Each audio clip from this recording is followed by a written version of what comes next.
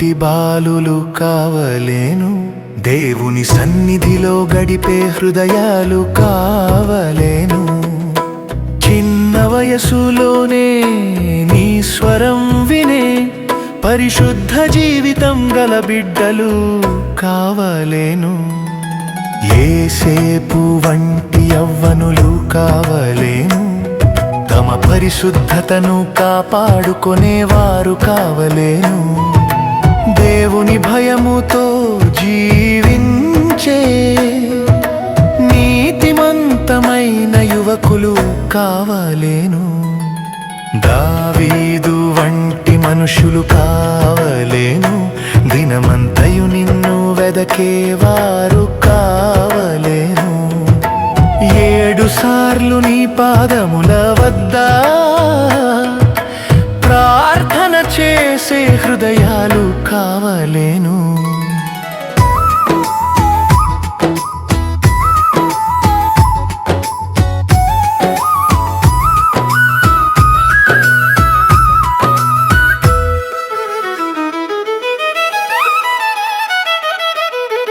అబ్రహాము వంటి వృద్ధులు కావలేను, దేవునికి స్నేహితులైన వారు కావలేను. వాగ్దానములను నమ్మి నడిచే విశ్వాసపు తండ్రులు కావలేను. యెహోషువ కుటుంబములు కావలేను, యెహోవాను ప్రేమించే ఇల్లులు కావలేను.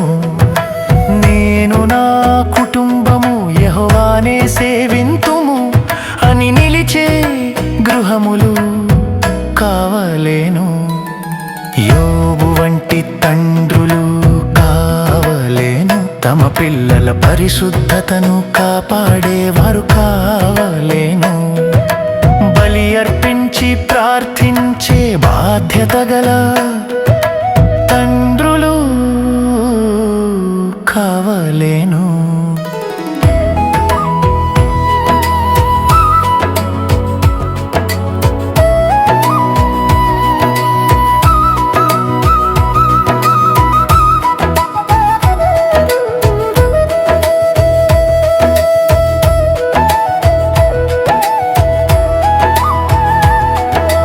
అన్నా వంటి తల్లులు కావలేను, పిల్లల నిమిత్తము కన్నీరు కార్చేవారు కావలేను. దేవుని సన్నిధిలో నిలిచి ఆశీర్వాదములు పొందే తల్లులు కావలేను.